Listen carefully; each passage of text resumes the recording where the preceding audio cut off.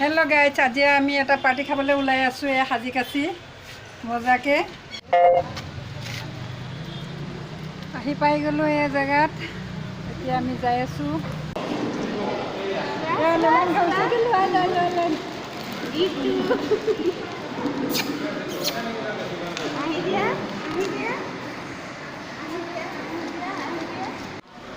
আমাৰ কাষৰে দোকানখনৰ আমাৰ লগৰে ডেকা বুক ষ্টল, ডেকা আৰু টেম্পু, আৰু আমি পাৰ্টিটো উপভোগ কৰিব আছোঁ।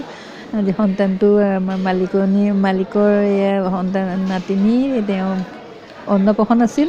সকলোৱে উপভোগ কৰিলোঁ আৰু খুব ভাল লাগিলে। এটা খুব স্পেচিয়েল খানা খালোঁ, সকলোৱে ফূৰ্তি কৰিলোঁ।